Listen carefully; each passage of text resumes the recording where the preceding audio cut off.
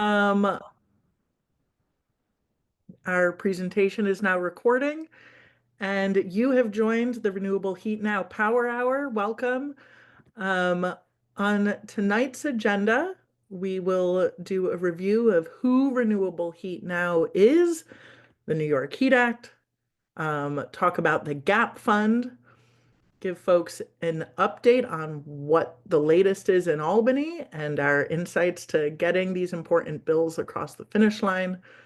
We'll do a deep dive into how to influence Speaker Carl Hastie, and then we'll talk about next steps and how we're going to win, talk about upcoming events around Earth Day and other ways we can take action together.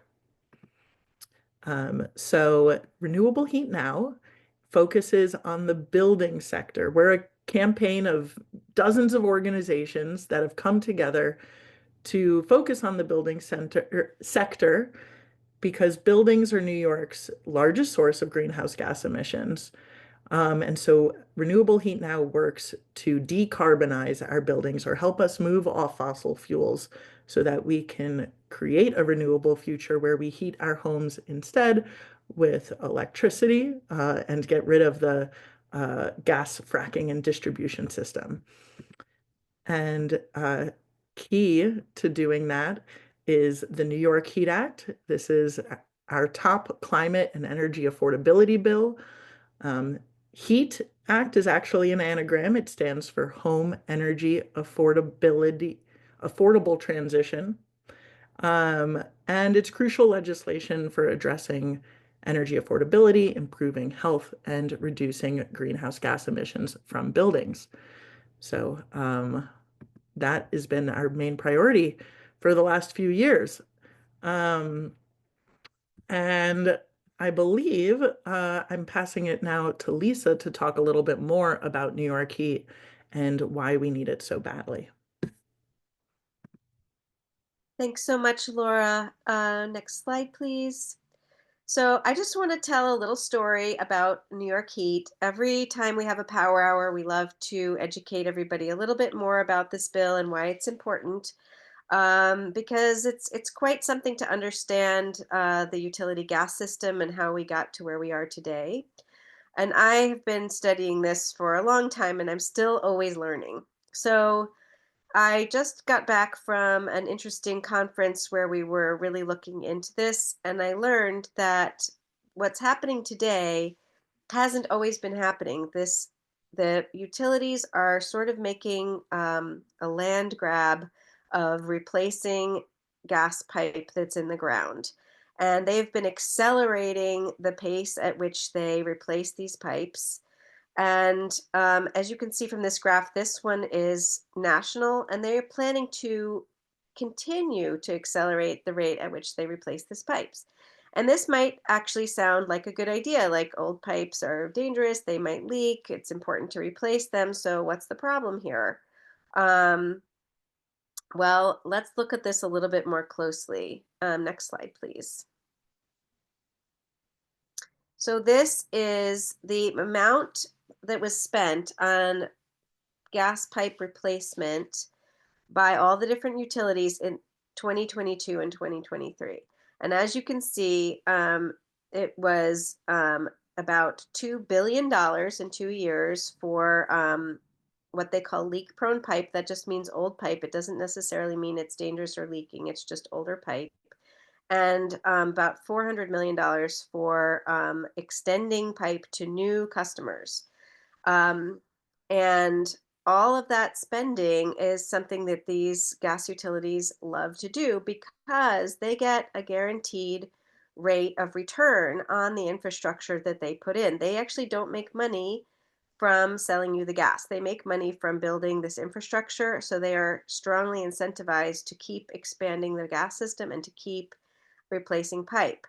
And if you look more deeply under the hood, you learn that they are actually really working hard to avoid cheaper and better alternatives because they love this business model. So for the next couple slides, I'll show you why this business model is so great for the gas utilities. Next slide, please. So the cost of all that infrastructure and spending is all put on all of us on our gas bill. Anybody who pays a gas bill is paying a delivery fee, and a big amount of that delivery fee is the cost of building all this pipe. And maybe a decade ago, your delivery fee was a small portion of your gas bill. Now, the delivery fee in most of New York is much higher than the fee for the actual gas that you're using. So, in some states, I just learned people actually are turning their gas off completely in the summer because they're not actually using it for heating and they don't want to pay that delivery fee. The delivery fees are getting higher and higher. And if you saw that slide a few slides ago, you can see that that's just going to keep going on and on as long as they are approved to keep spending so much money on pipes.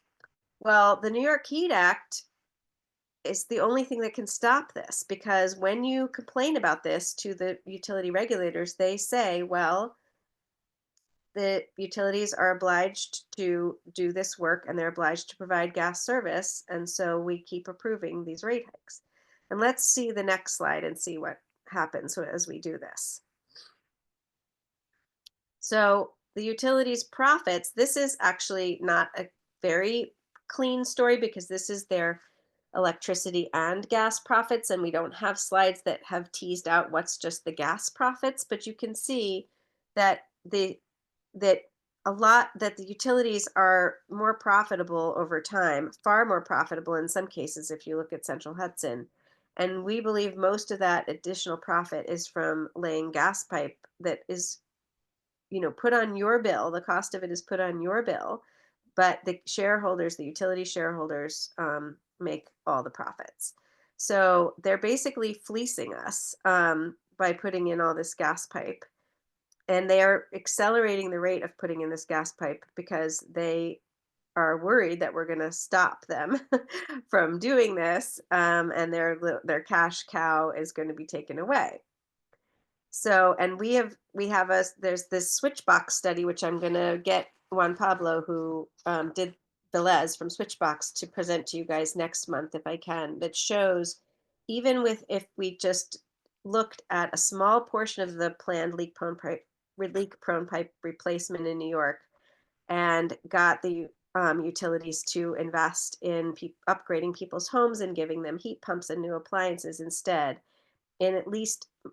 in more than half the cases, that would actually be cheaper than replacing this pipe. So we have different visions. They have this vision for the future where their bottom line, where they're raking in the bucks, is going to just continue forever. And they're going to just keep building this pipe. And they have all these excuses of why it's going to be okay. And they're going to, they have made up ideas about like using what they call renewable natural gas and other things that they're trying to convince the regulators makes it okay. But we know that they're just really lying and it's never going to be okay, and that they just really don't want to give us clean energy solutions. So let's go to the next slide, and I'm going to show you a little video about that shows the vision for what could happen if we pass New York Heat. Next slide, please. And video.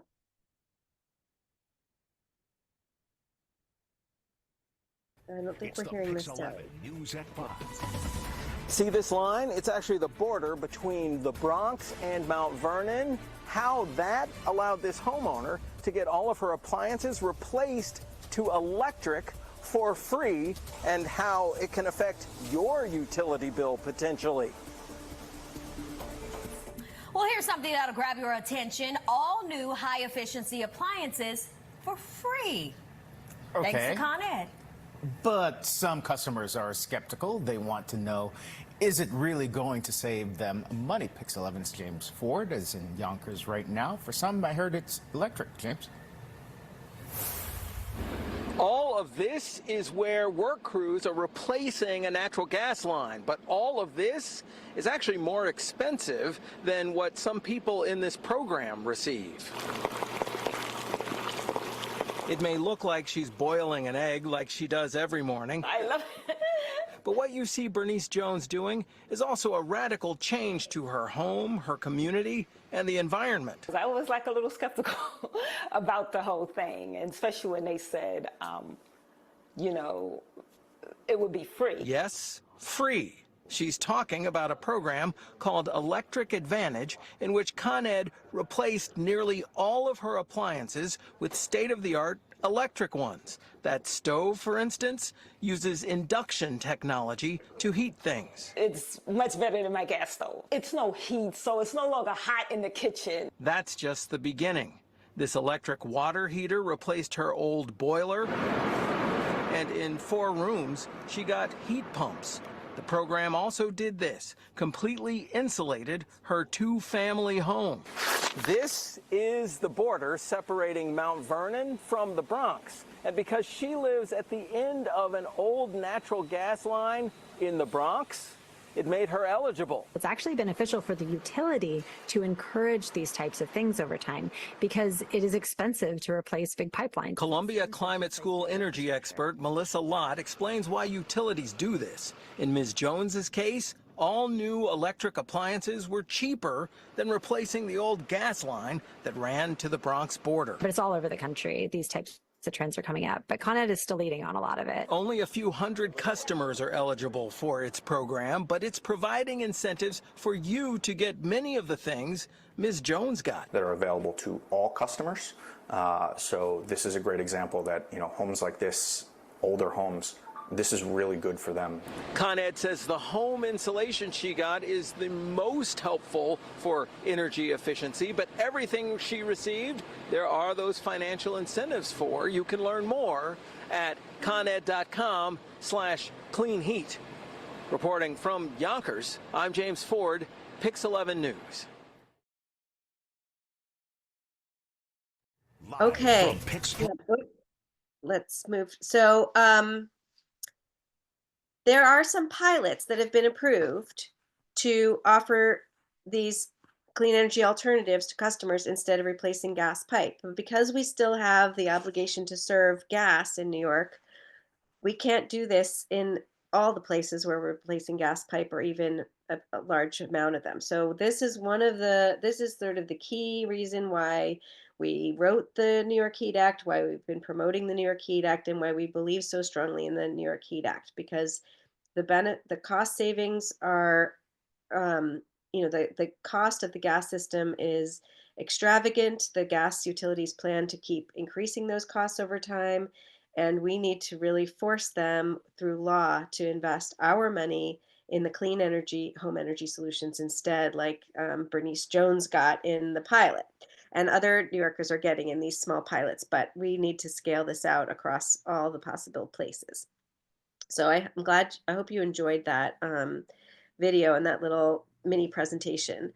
I also want to talk about the GAP Fund, which is another priority for Renewable Heat Now and also the Energy Democracy Alliance. This is the Green Affordable Pre-Electrification Fund, which we are really looking to pass in this budget. It's a relatively small amount of money, $200 million. And what this would do is when low-income households want to get an energy upgrade, they can get grants to do that upgrade for free. However, a lot of the homes have issues which will not allow those energy upgrades to happen, like old wiring, asbestos, mold, rats, leaky roofs, etc. And then what happens is they just don't get an energy upgrade and they fall further and further behind. And there's no funding stream that is braided in with the energy programs in order to help those folks.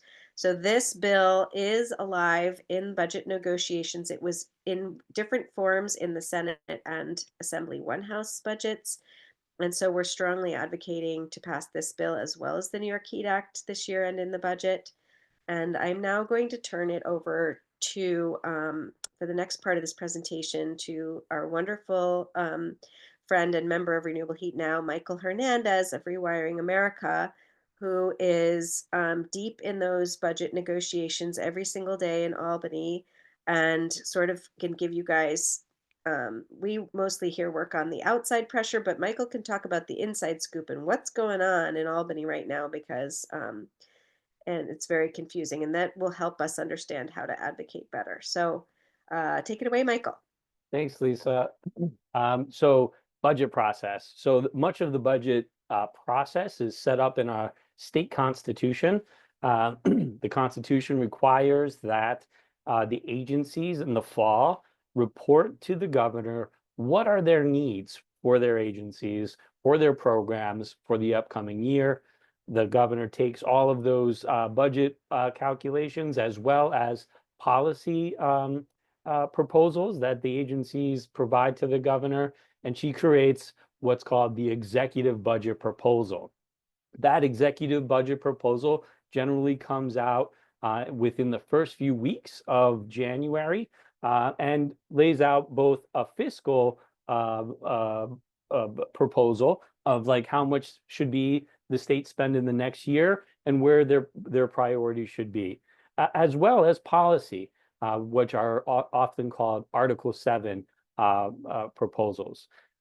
And so once that Article 7, that executive budget proposal is submitted to the to the legislature, both houses will hold joint hearings on the budget proposal, and they will invite all the agency heads to Albany. They'll ask questions. What did you do with last year's money? What are you planning to do with this year's money? The governor included these policies in her proposal, and they'll answer questions about how funds were appropriated, what their plans are for the programs. And then based on all of that information that they receive from the agency heads, and as well as what they're hearing from other stakeholders like advocacy groups, trade associations, and other stakeholders, each house will craft their one house budget proposal. That one house budget proposal, one for the Assembly and one for the Senate, will be released generally around mid-March. And so once you have the executive's budget proposal and both of the House's budget proposals, then negotiations begin. And they say, generally in the one houses, you will see that the houses will either accept the governor's proposal, reject the governor's proposal, or modify the governor's proposal. And so then what we call as three ways, where the three different entities are meeting and will negotiate. The Constitution requires that the budget be enacted by April 1st. And so that is the target in the Constitution. Next slide.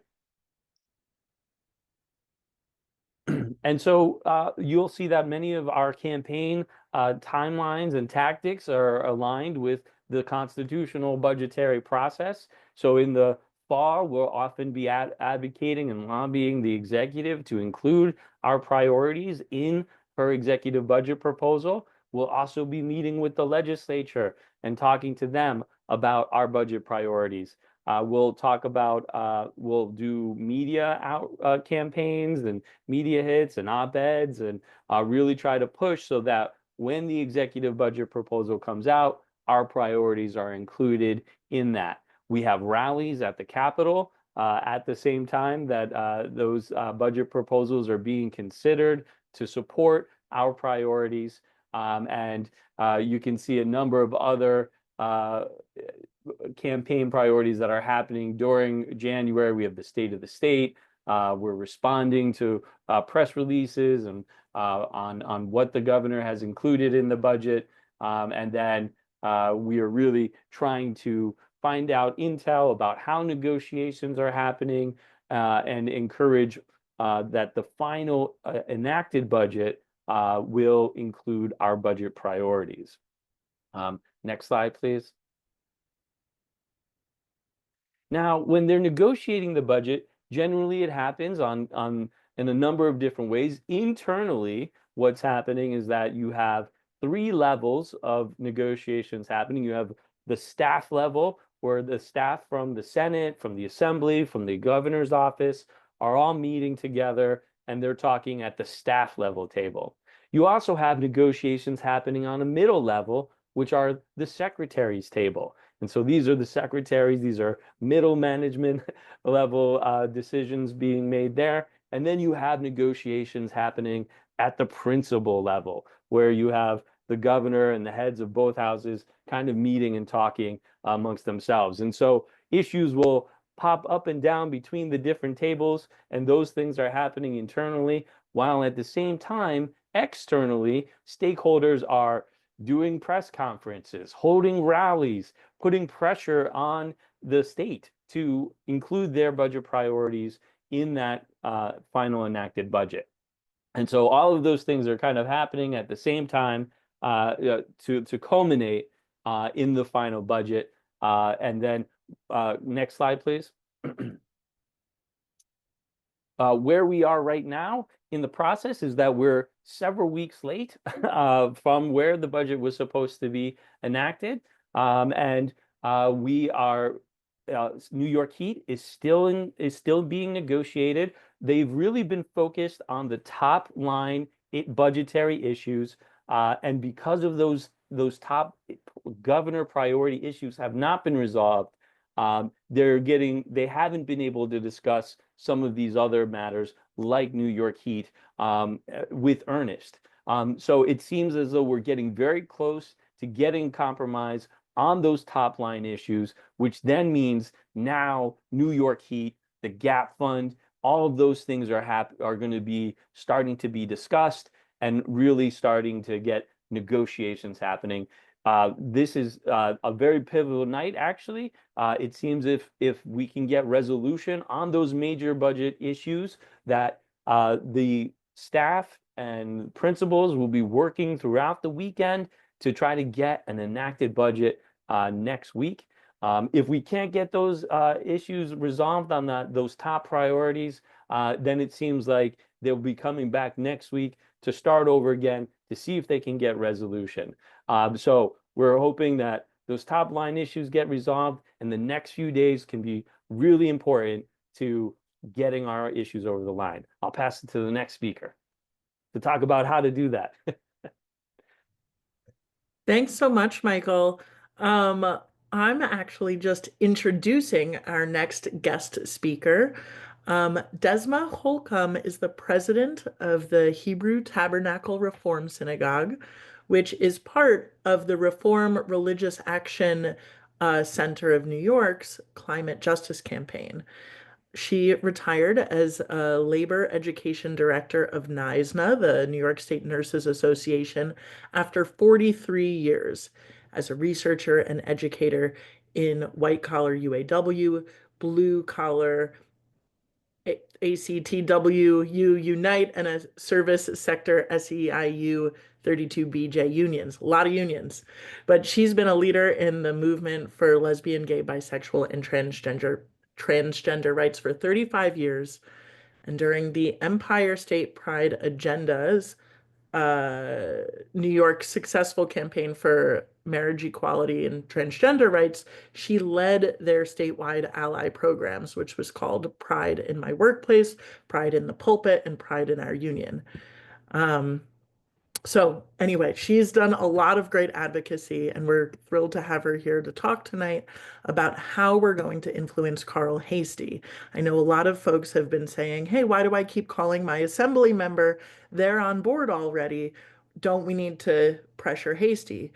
Well, Desma's going to talk about how we pressure Hastie through pressuring other people, because politicians love to point the finger at anyone but themselves. They're always going to say it's somebody else's fault. So, and call somebody else. But Desma's going to walk us through that. And thank you so much for being here, Desma. Well, I'm just delighted to be here. I've been on your power hours before, and they are powerful and wonderful, and your movement is really dynamic and effective, and I'm thrilled to be here with you. Anyone who tries to get something hard through Albany ends up having to try and influence the leader of the assembly, the leader of the Senate, and the governor. And so this is where you are. That means you're trying to win something hard and important. And I came up against this in my labor union life around certain issues, and certainly with marriage equality and transgender rights, we had the same challenge. So what I want to share with you is what's different about Carl Hastie as in his role as the Speaker of the New York State Assembly, as a leader of one of the houses. So he is elected to be an assembly member by his voters in the Bronx, but he is elected as the Speaker of the Assembly. Don't change slides yet. You can go back to the first slide. By the members of the New York State Assembly. There we go. And because the Democrats are a supermajority, they are the key voters deciding who the leader is. If a majority of the assembly was Republican, you'd have a Republican speaker. So one of the things that people do, so his voters for this position are actually the assembly members. That is who votes for him to be a leader. So one of the things people do, and you have done this effectively, is get as many assembly members as possible on a letter supporting the HEAT Act, led by your HEAT sponsor, showing that an overwhelming majority of his base as a leader support this bill. So that's step one, and you've done it. So now we're going to go on to another level. Next slide, please. So in addition to being elected by the assembly, he is influenced by at least 3 groups of assembly members. One is the assembly members whom he trusts as close allies, both politically for him as a leader and for his agenda. So this is similar somewhat to in your life, when you're going to make a heavy decision, there's a small group of people that you consult with. They may be in your family or at work or in your community or your faith community or your union, or just people you've known for many, many years. You know, there's a group of people that are your like kitchen cabinet, right? So for Hastie, I'm going to give you just one example. Jeffrey Dinowitz is a Bronx assembly member, but 17 years ago, he worked with Carl Hastie. He's a Jewish white man, and Carl Hastie is African American, and they worked with a white Catholic assembly member, Michael Benedetto, a Latino, Ruben Diaz Jr., and another African American, Aurelia Green, and had a rainbow rebellion, as it was known, as you can see from my description, that took on the party chair of the Bronx, led by Jose Rivera, who had been accused of nepotism and patronage. And this diverse group of Bronx leaders won that change of power within the Bronx Democratic Party. So these are some people who Hastie went through a big fight with, a winning fight, and Dinowitz continues to be one of his close advisors coming out of that lived experience. And you will find that he is often appointing Dinowitz to lead key committees and to be members of other key committees, including ones that decide which bill comes to the floor for a vote. So you can see how this connects back to the HEAT Act, because the final crunch is getting it to the floor for a vote. So that's one group of assembly members. And then another group are leaders of groups of assembly members. So the leaders of each borough delegation is an example. And Dinowitz is actually the leader for the Bronx, by the way. But also leaders of groups like the New York State Association of Black, Puerto Rican, Hispanic, and Asian legislators.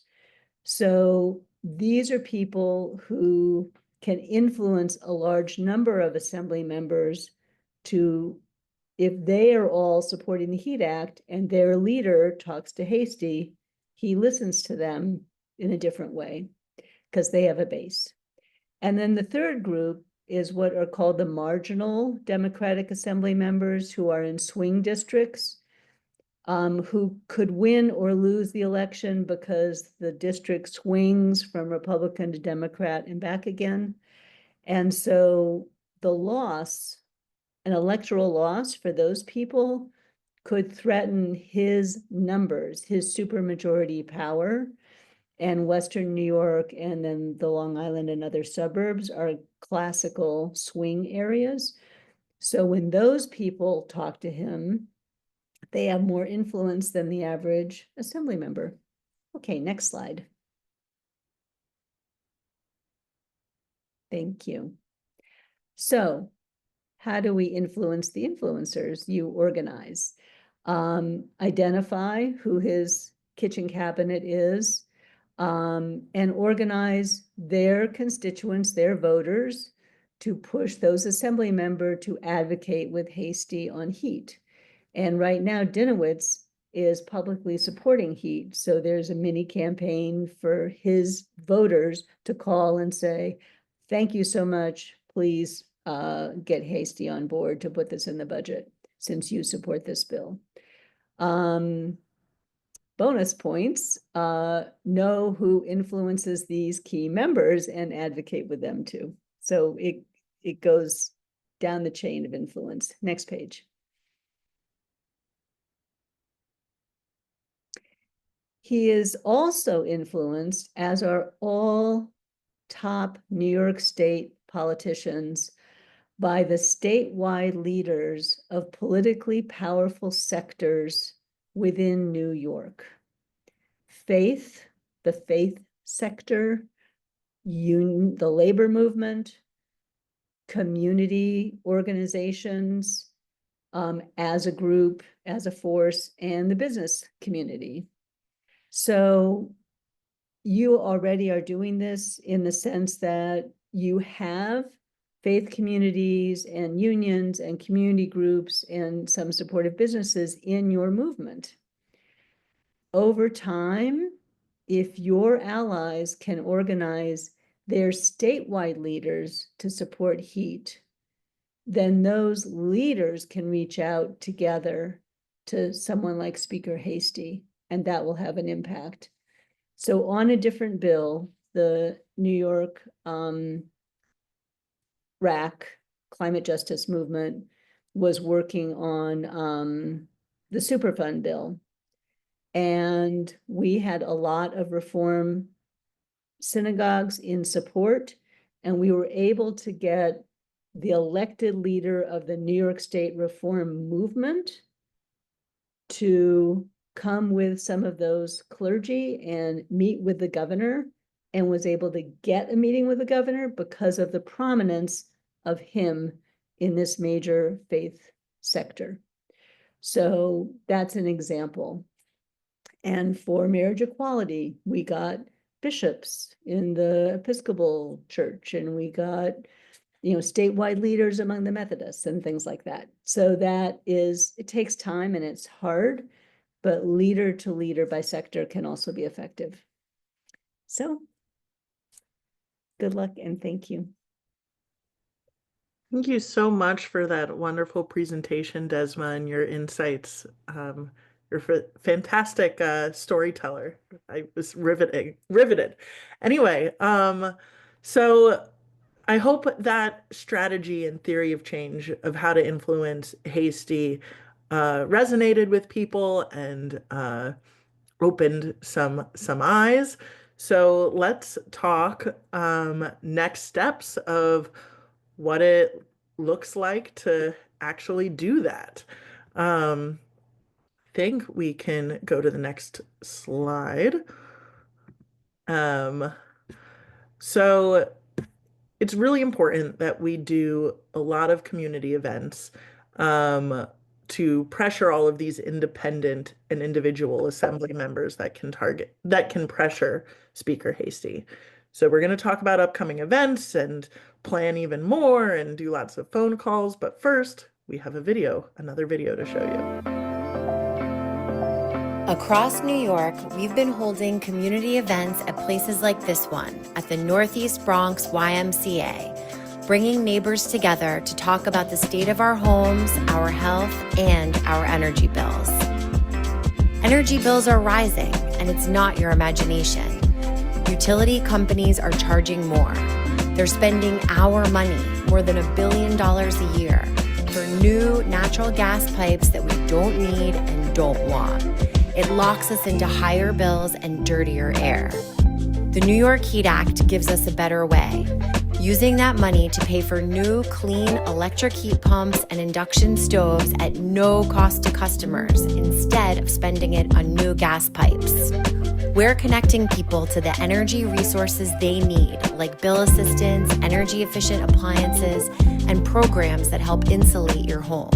And we're also working for systemic change with the New York Heat Act. Let's put New Yorkers first. Pass the New York Heat Act for lower costs, cleaner air, and a more sustainable future for all. What do we want? When do we want it?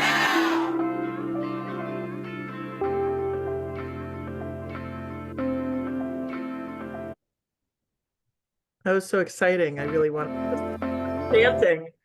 What do we want? Um, but so that just previous slide one more time. I'm just going to underline go back. Great. So anybody in New York City, the evening of Earth Day, April 22nd, we will have one of these Breathe Easy teach-ins led by New Yorkers for Clean Power and co-sponsored by local legislators in Bushwick. So please come out to that or send it to friends who might be interested in learning all about how we can have clean heat. So that's one community event. Let's go to the next slide now. Also in New York City, also on Earth Day on Tuesday, lots of things happening for Earth Week. We are having a big rally at City Hall to say, hey, it's Earth Day. The environmental movement's top priority it is to pass the New York Heat Act. So you can see we've got a slew of organizations co-sponsoring the event, and it will be a rally at the City Hall steps. Hopefully our our lead sponsors, Senator Kruger and Assemblymember Simon, had confirmed for the event. I know it's been crazy with them getting called back to Albany, but hopefully they'll still be there. But additionally, we've got Congressmember Jerry Nadler coming, the New York City Comptroller, Brad Lander, and all of these community groups. So this can be a really powerful moment to show the power of the New York Heat Act and get some good press on it. So please join us if you are downstate this Tuesday at 12 p.m. at City Hall. And in the chat, there is the sign up link to sign up so we can have that head count. Cool. Next slide. Oh, what would you be doing in the rally? I did not understand that question. What would you be doing? What will we be doing at the event? Yes. Okay. So there's going to be a speaking program, there's going to be chanting, and it's you stand on the steps of City Hall and show support. I think after the speaking program and after the chants, we'll probably march out of City Hall and head over to 250 Broadway, which is where Carl Hastie and other assembly members have offices. So it should be, a little under an hour of the programming, but it's really just to show people power to the press and stand with legislators and grandstand on the New York Heat Act. That's the plan. Cool. So thanks for that question. The next thing, now a much fuller day, coming up is April 29th. We are descending upon Albany yet again to lobby for the New York Heat Act and other environmental bills at the Earth Day Advocacy Day in Albany. So this is a full day in Albany where we'll have a rally, there will be some presentations, and there will be opportunities to go and lobby legislators yourselves. So this is 9:30 a.m. in Albany to 4 p.m. There are free buses coming from New York City and from Syracuse that you can sign up for. Um, and there is a link in the chat where you can sign up to participate to bring our people power to the halls of power and go to Albany on April 29th. And perhaps it's hard to know when the budget is coming out, but this could be a prime time to be up in Albany fighting, depending on how the budget timing works out. So please join us for that. Even if you've never lobbied before, even if you've never been to Albany before, there's lots of training. There's lots of folks teaching everyone what we're saying, what we're doing, and it's always a very good time. So I'd encourage everyone to go. Next slide. Great. So the other key thing is we need lots of phone calls to all of these assembly members saying we need them to fight for New York Heat. Even if they're a co-sponsor, even if they're already fighting, what we really need is for them to go and tell Speaker Hasty, hey, it's time to pass New York Heat. And the more that they hear from their constituents, the more motivated they are to send that message to Speaker Hasty. So couple things. We've got what we call a call relay coming up this Monday, Tuesday, and Wednesday. And the way a call relay works is that you sign up for a shift at a time that works for you. Say I've got, time at 2 p.m. I take the 2 p.m. slot in the spreadsheet and I commit to making my calls to my assembly member, to Speaker Hasty, to Governor Hochul. And then when I'm finished with my calls at 2:05, 2:10, I text the next person who signed up for the next shift and remind them to call. And then we end up generating hundreds of calls, all calling together over the same period of time and flooding legislators' voicemails and staffers, notes of who's calling, saying New York Heat is a big priority. So that's really important. Sign up to participate with our call relay coming up next week. But there's other ways that you can generate calls to key assembly members as well. So for instance, we were saying that Western New York is an important region, right? Because anywhere where there's a swing district, anywhere where Speaker Hasty wants to make sure the assembly members stay in office and don't get voted out of office, he's going to care what those assembly members think. And so Western New York is key because it gets kind of purple over there. And also, that's where the utility that's been fighting us, National Fuel, is, and where all the propaganda is coming out from. So a key thing that we do is we call up people in Buffalo and say, hey, there's this great bill where we can have lower bills and cleaner heat. Will you call your assembly member? And we can patch them directly through to leave a message with their assembly member. So even if you don't live in a key district, you can help by phone banking and calling people who do live in these key districts so that we can connect them to their own political power. So you can join us for phone banking where we call these key areas of influence every Wednesday with me, 2 to 3:30, and we'll put the sign up link in the chat. If 2 to 3:30 on Wednesdays doesn't work for you, all you have to do is say so in the chat and I can work with you on a different time or even setting up a specific time for your own organization if you're here representing an entire group. So come phone bank to help mobilize people in the key areas of influence that we need. And next slide. Another thing. So in addition to the calls, we need to show legislators that New York Heat has a big buzz, big movement. And the other thing that they're tracking, especially when they're bored in Albany, which I think they are often, they're scrolling social media.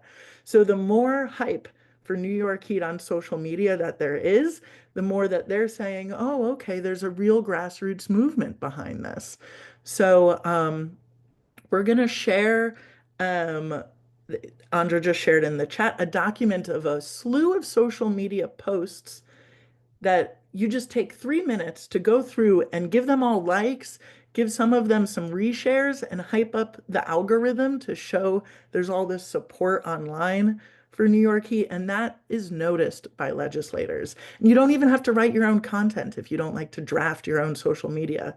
All you have to do is like and reshare existing content. Is this a video that we're supposed to play in this slide? I don't know what it is. Let's see. The HEAT Act allows us to create a statewide plan to transition people from fossil fuels to cleaner, greener energy that's also more affordable. We have to get off fossil fuels. Really, the fate of the world depends on it. Hey, New York, pass New York Heat. Let's do it. I love that video so much. That's the 5th time I've watched it today. That's our prime sponsor, Assembly Member Joanne Simon. She put that out on her social media to fight for New York Heat. And all we have to do is boost it up and show it some love so she doesn't feel like, hey, why am I the only one out here fighting for New York Heat? So go ahead and follow that document of social media links and amplify those posts. That would be great. Next slide. Okay, so now we've got our menu of other things to take action on. And we've gone through, I think, most of them. So, but don't leave yet. There's still more. Sign up for the May 8th Power Hour. That will be what we're doing here, but next month with new content and new updates and more action steps. Or fingers crossed, who knows, a victory party, but don't want to jinx anything. But and then I think since it's 7:51, I'd love for folks to just take 2 minutes to call your assembly member while we're all on the Zoom together anyway. We've got a great calling tool that will pop in the chat, and all you have to do is type in your address and it figures out who your assembly member is, and it calls your phone so that you can leave a message on that at their office saying you want the New York Heat Act passed. So we'll take a minute to get those calls in together so that while they're negotiating over the weekend, they already know, oh, wow, I got in all these calls on New York Heat. Follow the link that Andra just put in the chat. This should take like 2 minutes.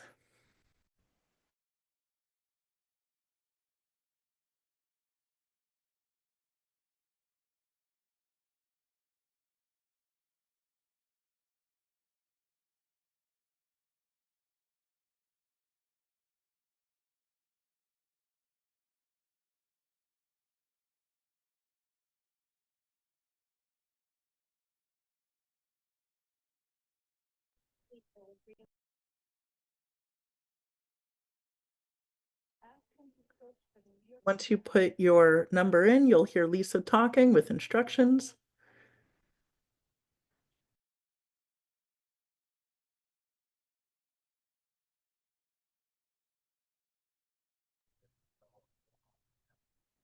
It's going to connect you to Hasty first and then your assembly member. So it might take 3 minutes.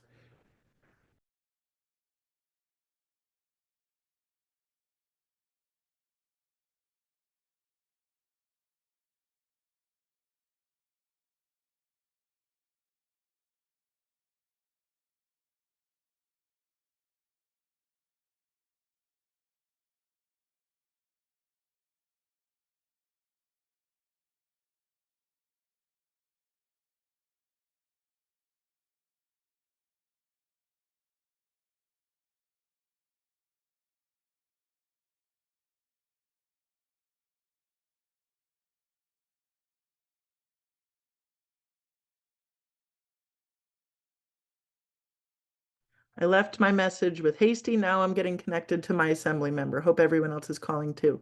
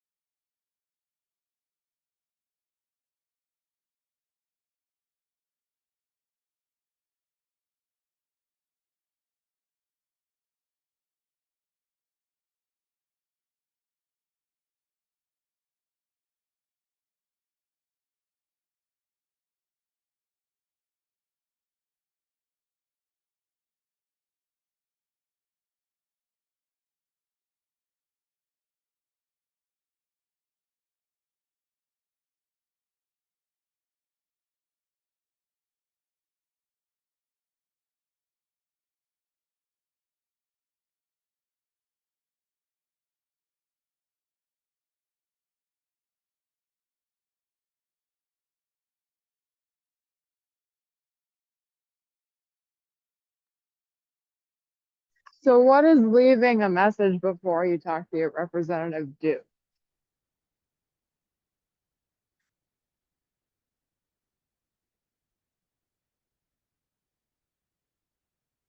I see.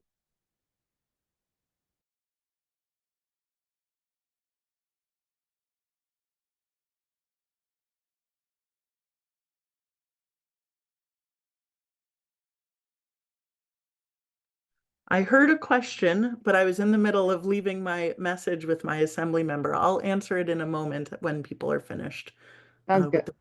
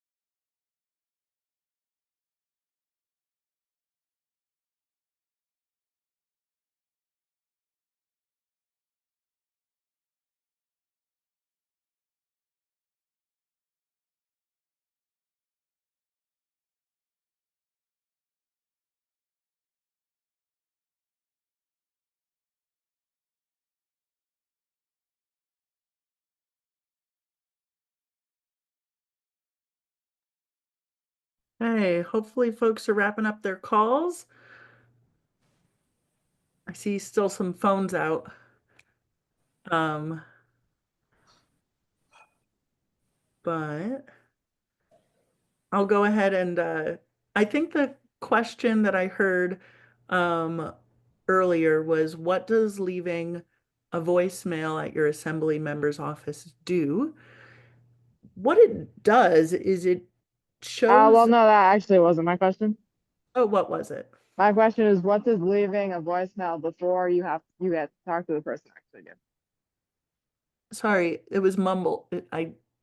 What does, I couldn't hear you. Sandra, she's asking what does leaving a voicemail if you haven't talked to the person do?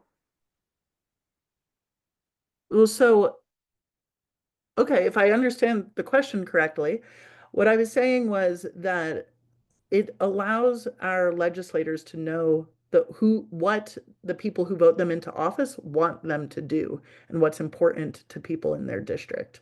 And so when you leave a message, a staffer is going to hear those voicemails and write down the messages.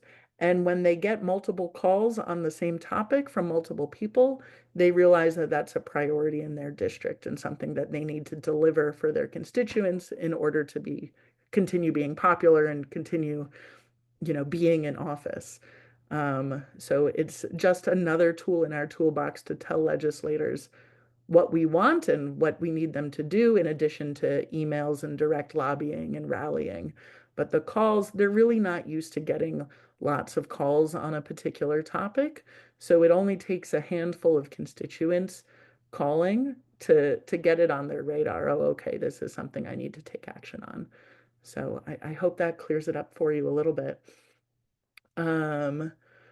So yeah, that concludes our evening, but I hope everyone will take action with us doing the call relays, doing the phone banking, showing up to community events in district, showing up to Albany, and staying tuned for more rapid response things that we need the entire state to take part of to push New York Heat across the finish line. Laura, this is Lisa. Could we unshare the slides and I'll see each other, and a round of applause for all the wonderful presenters we had tonight. I thought this was just such an informative power hour. Thanks to all of the incredible leaders we have. We have a leaderful movement, and it's getting more leaderful all the time.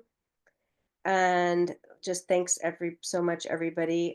This was recorded, so if you think somebody should see it, we'll send the link, and we'll send all these links out to you if you registered for this.